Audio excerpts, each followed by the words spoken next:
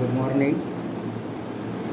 पंडित जवाहरलाल नेहरू के बारे में जिस वक्त हम डिस्कस करते हैं तो हमने इससे पहले भी देखा कि पंडित जवाहरलाल नेहरू ने लोकशाही समाजवाद का जो है तो विकास किया और सेक्युलरिज्म पंडित जवाहरलाल नेहरू का जो है तो एक ख्वाब था और उसको हकीकत में बदलने की जो है तो पंडित जवाहरलाल नेहरू ने कोशिश की। लेकिन हम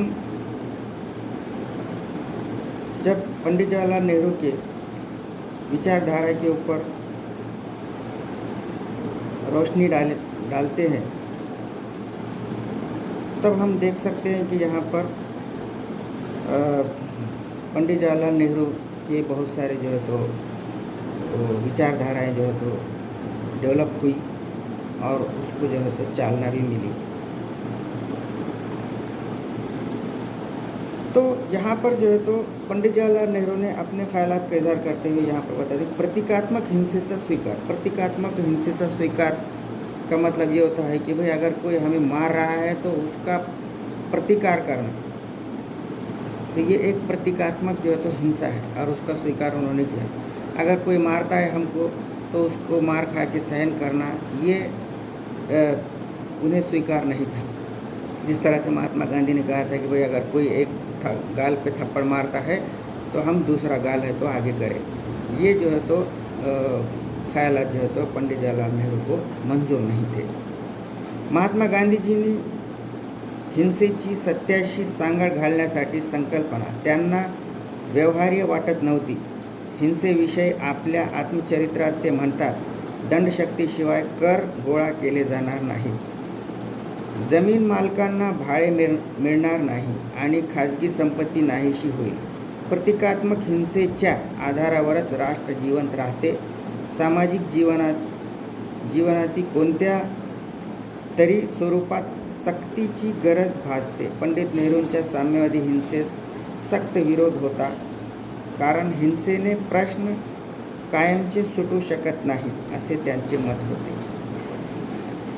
दंड शक्ति का अगर वापर करते हैं आप और टैक्स वसूल करेंगे या महसूल वसूल करेंगे तो ये गलत बात होगी। लेकिन अगर कोई टैक्स ना भरे और फिर भी आपके ऊपर दादागिरी करे तो ये जो है तो उनको स्वीकार नहीं था। इस तरह की जो है तो बातें हम यहाँ पर देख सकते हैं। अब यहाँ पर लोक शिक्षणाचा स्वीकार एक मुद्दा है, इस पर चर्चा करते हुए नेहरू की बातें हम देख सकते हैं कि अहिंसा या तत्वज्ञानावर त्यांची असलेली निष्ठा डळमळीत होईल असे प्रसंग कधी कधी येत असत, परंतु काही परिस्थितीत अहिंसेपेक्षा हिंसेचाच वापर योग्य ठरतो असे त्यांचे मत होते। महात्मा गांधींना अभिप्रेत असलेली अहिंसा व सत्य त्यांची एकरूपता त्यांना अमान्य होती। सामाजिक सुधारणा व बदलांच्या बाबतीत जनतेचे मत परिवर्तन करावे असे त्यांचे मत होते। आता याच्या पुढे आपण पाहू शकतात की नेहरू आणि लोकशाही यामध्ये काय विचारधारा आहे। पंडित नेहरूंचा लोकशाही सिद्धांत म्हणजे लोकशाहीवादी जो सिद्धांत आहे त्याविषयी पंडित जवाहरलाल नेहरू यांचा म्हणणं काय आहे। आचरण पद्धती आणि मार्ग साधन सुचितेवर गाढ विश्वास होता, त्यामुळे हिंसा अधिकारशाही याबद्दल त्यांच्या मनात तिरस्कार होता।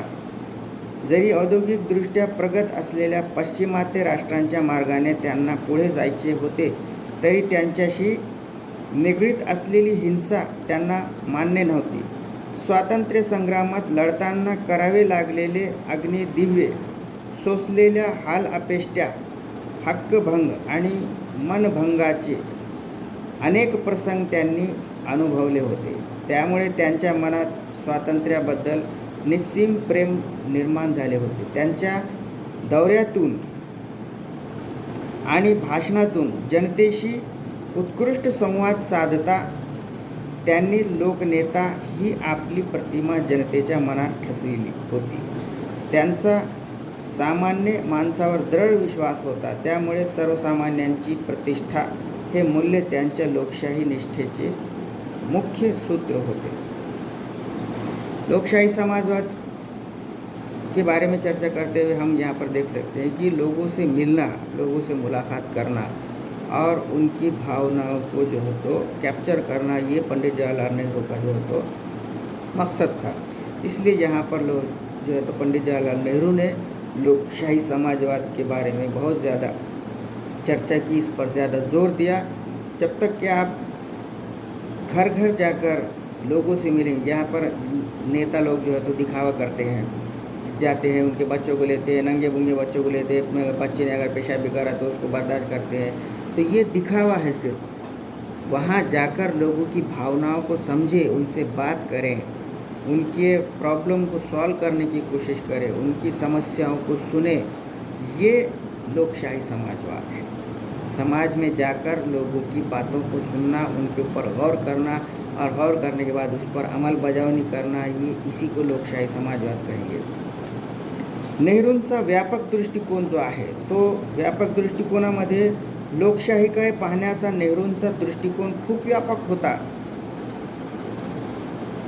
लोकशाही म्हणजे केवळ हुकुमशाही किंवा अधिकारशाही यांच्या विरुद्ध असलेली एक प्रतिक्रिया या संकुचित अर्थाने ते लोकशाहीला समजत नव्हते, तर ती एक जीवन पद्धती, विचार पद्धती आणि एक वैशिष्ट्यपूर्ण राजकीय क्षेत्रात संधीची समता याचेच चित्र पाहत असत। आर्थिक व्यवस्था आहे असे त्याचे मत होते। उस पंडित जवाहरलाल नेहरू के दौर में जो है तो हिंदुस्तान में गरीबी थी, गुर्बत थी, बहुत ज़्यादा गुर्बत थी, लोग परेशान हुआ करते थे। ख़ास तौर से किसानों के बहुत सारे प्रॉब्लम होते थे। बारिश हुई तो अनाज आता था, बारिश अगर नहीं हुई तो अनाज नहीं आता था। किसान परेशान हो, मेहनत करने के बावजूद उनको फल अगर हासिल ना हो तो यहाँ पर इस तरह की बातें होती थी। अब उनको किस तरीके से खामोश किया जाए या उनकी समस्याओं को दूर किया जाए, तो ये उसी वक्त हो सकता था कि जब गवर्नमेंट या सरकार जो है तो उनको आर्थिक पैकेज दे या उनकी आर्थिक मदद करे। व्यक्ती स्वातंत्र्य हाच केंद्रबिंदू। आता व्यक्ती स्वातंत्र्य हाच लोकशाहीचा केंद्रबिंदू आहे, हे सगळ्यांना माहीत आहे। व्यक्ती स्वातंत्र्याशिवाय लोकशाही ही राहू शकत नाही किंवा जगू शकत नाही। परंतु जर व्यक्तीच्या स्वातंत्र्यावर कोणी बंधन टाकले तर ती लोकशाही राहू शकणार नाही, असा पंडित जवाहरलाल नेहरूचा दृढ विश्वास होता आणि तो एक केंद्रबिंदू आहे। यामध्ये असे सांगले जातात की त्यांना व्यक्तीच्या हितसंबंधाची सांगड समाज हिताशी घालता येईल अशी सामाजिक व राजकीय व्यवस्था अपेक्षित होती।